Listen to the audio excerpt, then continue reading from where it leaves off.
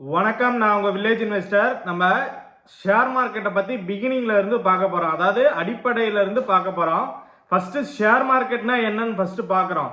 Share மார்க்கெட்னா பார்த்தீங்கன்னா ஒருத்தவங்க business பண்றாங்க. அந்த பிஸ்னஸ்க்கு வந்து பார்த்தீங்கன்னா நீங்க இப்ப பிஸ்னஸ் பண்றாங்கன்னா அவங்க வந்து இன்னும் ஒரு பிரான்ச் வச்சிருக்காங்க. அந்த ஒரு பிரான்ச்சை வந்து 10 பிரான்ச்சா ஆக்கணும்னு நினைக்கிறாங்க. அதுக்கு போதிய பணம் இல்லை அவங்கள்ட்ட. அப்படி இருக்கும்போது பார்த்தீங்கன்னா அவங்க பப்ளிக் கிட்ட, அதாவது பப்ளிக்கான நம்ம மக்கள் கிட்ட காசு கேட்கறதுக்காக அவங்க என்ன பண்ணுவாங்கன்னா ஷேர் மார்க்கெட்ல ஃபண்டுங்கிறது ரைஸ் பண்ணுவாங்க. அதாவது ஐபிஓங்கிறது ஒன்று ரிலீஸ் பண்ணுவாங்க. ஐபிஓ மீன்ஸ் என்னன்னா, எனக்கு பணம் தேவை சொல்லிட்டு ஷேர் மார்க்கெட் மூலயமா செபி கிட்ட போயிட்டு ரெஜிஸ்டர் பண்ணி அது உங்க ஷேரா உங்களுக்கு மாத்தி கொடுப்பாங்க. அதுக்கு நீங்க வந்து காசு கொடுத்து நீங்க அதை வாங்கிக்கணும். அவங்க அந்த காசை வச்சு அவங்களுடைய பிசினஸை டெவலப் பண்றதுக்காக அதை நீங்க பயன்படுத்திப்பாங்க. ஓகேங்களா? இப்போ வந்து பாத்தீங்கன்னா இந்த ஷேர் மார்க்கெட்ல வந்து பாத்தீங்கன்னா நீங்க ஐபிஓ மூலமா எடுத்த உடனே ஐபிஓல வாங்க மாட்டீங்க. நீங்க வந்து ஏற்கனவே ஒருத்தவங்க வாங்கி வச்சிருக்கிறதா நீங்க ஷேரை நீங்க வாங்குவீங்க. ஒரு உதாரணத்துக்கு சொல்லணும்னா ஷேர் வந்து பாத்தீங்கன்னா இப்ப அதாவது உங்களுக்கு வந்து பாத்தீங்கன்னா ஒரு டாடா மோட்டார் ஷேருங்கிறது பாத்தீங்கன்னா 600 ரூபாய்க்கு விற்கிது. ஓகேங்களா? அது வந்து பாத்தீங்கன்னா ஐபிஓல எப்போ வந்ததுன்னா எப்பயோ வந்திருக்கும். அது கிட்டத்தட்ட வந்து 2000 அந்த மாதிரி ரேஞ்சில் வந்திருக்கும். ஆனா இப்போ வந்து பாத்தீங்கன்னா அதோடைய ஷேருடைய விலை 600 ரூபாய் விற்கிது. இது வரைக்கும் 1200 ரூபாய் வரைக்கும் போயிருக்கு.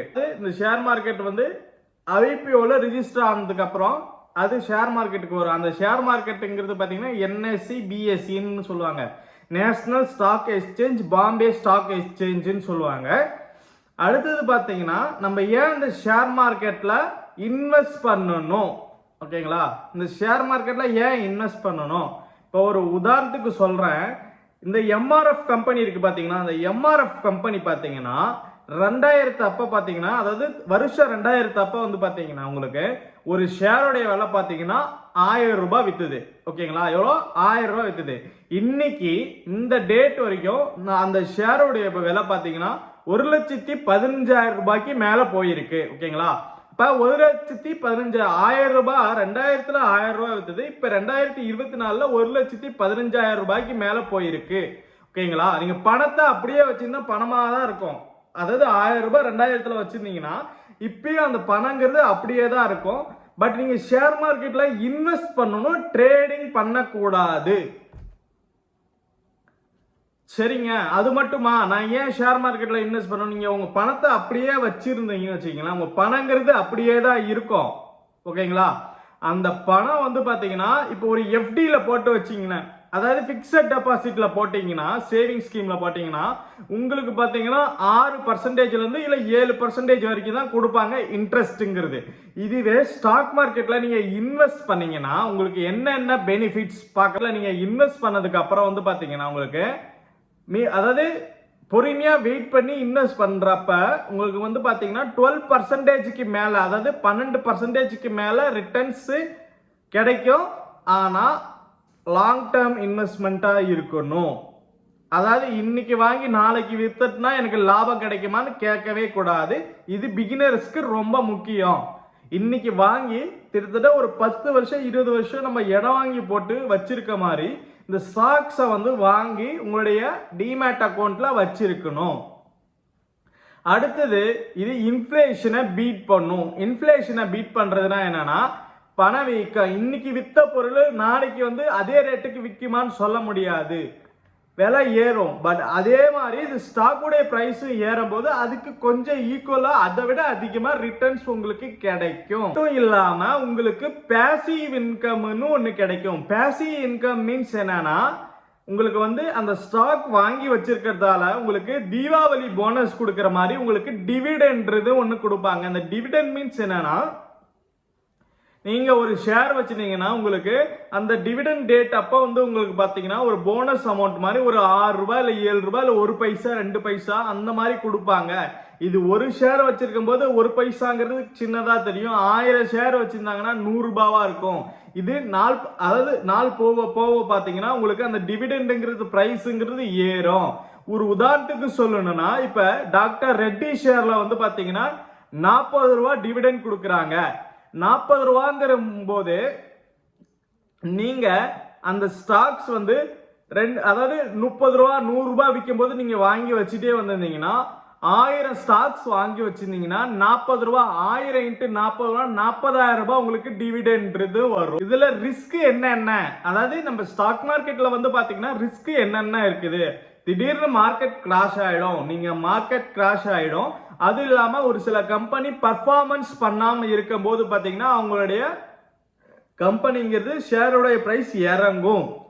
அதை நீங்க எப்படி ஓவர் கம் பண்ணலாம்னா, மார்க்கெட் கிராஷ் ஆகும்போது நீங்க நல்லா அனலைஸ் பண்ணி ஒரு நல்ல ஸ்டாக்ஸா வாங்கணும். அந்த கம்பெனியோடைய ஃபுல் டீட்டெயில் பார்த்து படிச்சு அந்த டீட்டெயிலை நீங்க தெரிஞ்சுக்கணும்.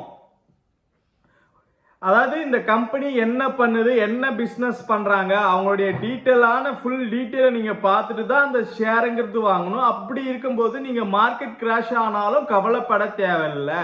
கம்பெனி எப்பயுமே லாஸ்லயே போயிட்டு இருக்காது, ப்ராஃபிட்டும் பண்ணும் லாஸும் பண்ணும். லாஸ் பண்ணும்போது நீங்க பேஷண்டா வெயிட் பண்ணணும். ஸ்டாக்ஸ்ங்கிறது இறங்குதுன்னா கண்டிப்பா ஏறும். சரி, அது மட்டுமா, இந்த ரிஸ்கை நம்ம எப்படி இது பண்ணலாம், ஓவர் கம் பண்ணலான்னு பார்க்கும்போது நம்ம என்ன பண்ணணும்னா, நம்ம ஸ்டாக் மார்க்கெட்ல மட்டும் தான் இன்வெஸ்ட் பண்ண முடியுமா? இல்ல, மியூச்சுவல் ஃபண்ட்ல இன்வெஸ்ட் பண்ணலாம். சிஸ்டமேட்டிக் இன்வெஸ்ட்மெண்ட் பிளான், அதாவது மாசம் நீங்க காசு போடுற மாதிரி கூட நீங்க இது பண்ணிக்கலாம். அப்ப வந்து பாத்தீங்கன்னா நீங்க உங்களுடைய ஒரு பணத்தை ஸ்டாக் மார்க்கெட்ல போடலாம், மியூச்சுவல் ஃபண்ட்ல போடலாம், பாண்ட்ஸ்ல போடலாம். இப்படி டைவர்சிஃபிகேஷனா இருக்கும்போது ஒரு இது லாஸ்ல இருக்கும்போது கூட இன்னொரு இது உங்களுக்கு ப்ராஃபிட்ஸ். அதுக்கு அடுத்தது வந்து பாத்தீங்கன்னா நீங்க லாங் டேர்ம் இன்வெஸ்ட்மெண்ட் பண்ணணும். லாங் டேர்ம் மீன்ஸ் என்னன்னா, ஒரு இடத்த நீங்க எப்படி வாங்கி போட்டு வெயிட் பண்றீங்களோ அத மாதிரி ஒரு ஸ்டாக்ஸை வாங்கி போட்டு பேஷன்ஸா வெயிட் பண்ணணும். அதுக்கப்புறம் வந்து பாத்தீங்கன்னா நீங்க ஒரு கம்பெனியுடைய ஸ்டாக்ஸை வாங்கும் போது நல்ல ஃபண்டமெண்டல் அனாலிசிஸ் பண்ணணும். ரொம்ப முக்கியம் ஃபண்டமெண்டல் அனாலிசிஸ். நீங்க பொறுமையா வெயிட் பண்ணி அந்த கம்பெனி, ஒரு எக்ஸாம்பிளுக்கு நான் சொல்றேன், ஒரு எக்ஸாம்பிளுக்கு நீங்க ஒரு கம்பெனியே வச்சிருக்கீங்கன்னா அந்த கம்பெனியில சாதகங்கள் பாதகங்கள்னு பார்ப்போம் இல்லையா, அந்த மாதிரி நீங்க பொறுமையா வெயிட் பண்ணி அந்த கம்பெனி என்ன நிலைமையில இருக்கு, அந்த நியூஸ், பிசினஸ் நியூஸஸ் இருக்கு இல்லையா, அதை நீங்க படிச்சு அதுக்கப்புறம் இந்த கம்பெனியில இன்வெஸ்ட் பண்ணலாமா வேண்டாமா அப்படின்னு சொல்லிட்டு நீங்க பொறுமையா வெயிட் பண்ணி இன்வெஸ்ட் பண்ணணும். சரிங்க, நான் எப்படிங்க இன்வெஸ்ட்மெண்ட் ஸ்டார்ட் பண்ணலாம்? நீங்க இன்வெஸ்ட்மெண்ட் ஸ்டார்ட் பண்றதுக்கு ஃபர்ஸ்ட் என்ன பண்ணணும்னா, ஃபர்ஸ்ட் ஒரு டிமேட் அக்கௌண்ட் ஓபன் பண்ணணும். அந்த டிமேட் அக்கௌண்ட்ங்கிறது எங்க ஓபன் பண்ணலாம்? நீங்க வச்சிருக்க மொபைல்லையே உங்களுடைய Aadhaar card, PAN card details கொடுத்தே ஓபன் பண்ணலாம். இதுக்கு வந்து Zerodha, Paytm money, Groww app and then Upstox and நிறைய இந்த மாதிரி டிமேட் அக்கௌண்ட் ஓபன் பண்ற புரோக்கரேஜ் இருக்காங்க. அவங்கள்ட்ட போயிட்டு உங்களுடைய bank account, PAN card, Aadhaar card இதை கொடுத்து நீங்க ரெஜிஸ்டர் பண்ண உடனே உங்களுக்கு 2 நாள்ல அக்கௌண்ட்ங்கிறது ஓபன் ஆயிடும். சரிங்க, நீங்க அக்கௌண்ட் ஓபன் பண்ணிட்டீங்க. அக்கௌண்ட் ஓபன் பண்ணதுக்கு அப்புறம் நீங்க என்ன பண்ணணும்னா, ஃபண்ட் ஆட் பண்ணும். ஃபார் எக்ஸாம்பிள் ஒரு 200 ரூபாய், 300 ரூபாய் அந்த மாதிரி ஆட் பண்ணி நீங்க ஒரு ஸ்டாக்ஸை அனலைஸ் பண்ணி பார்க்கணும். அதாவது ஒரு உதாரணத்துக்கு சொல்லணும்னா, ஒரு ஸ்டாக்ஸை நீங்க பாக்குறீங்க, அது வாங்கி ஒரே ஒரு ஸ்டாக்ஸ் தான் ஃபர்ஸ்ட் வாங்கணும். ஒரு ஸ்டாக்ஸை வாங்கி அதை வச்சிருக்கணும். வச்சிருந்து நீங்க என்ன பண்றீங்கன்னா, அது ஏறுதா இறங்குதா, இல்ல அது என்ன மாதிரி நியூஸ் சோர்சஸ் வருது, அதுக்கு என்ன பண்ணலாம், ஒரு ஸ்டாக்ஸ் வாங்கும்போது கீழே இறங்குச்சுன்னா அது ஏன் இறங்குது, அந்த மாதிரி நீங்க டீட்டெயில் பார்த்ததுக்கு அப்புறம் நீங்க என்ன பண்ணுனா, அந்த ஸ்டாக்ஸை பத்தி தெரிஞ்சதுக்கு அப்புறம் 1 2 அந்த மாதிரி வாங்கிட்டே இருந்தீங்கன்னா, ஃபர்ஸ்ட் வருஷத்துல நீங்க ஒரு 10 ஸ்டாக்ஸ் வாங்கி, 2வது வருஷத்துல அதே ஸ்டாக்ஸை, ஒரு எக்ஸாம்பிளுக்கு சொல்ற 10 கூட நீங்க வாங்கியிருப்பீங்க, 20 கூட வாங்கியிருப்பீங்க.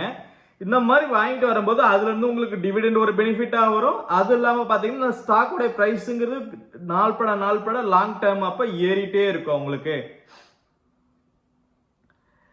நீங்க டிமேட் அக்கௌண்ட் ஓபன் பண்ணியிருந்தீங்கன்னா நீங்க வாங்கின ஸ்டாக்ஸ் ஃபர்ஸ்ட் சொல்லுங்க. இந்த சேனலை பிடிச்சிருந்தா நீங்க சப்ஸ்கிரைப் பண்ணுங்க, ஷேர் பண்ணுங்க, உங்க ஃப்ரெண்ட்ஸ்க்குலாம் அனுப்புங்க. நீங்க கொடுக்குற சப்போர்ட்ஸ் எல்லாம் நான் அடுத்தடுத்த வீடியோ எடுப்பேன். Thank you friends, have a nice day.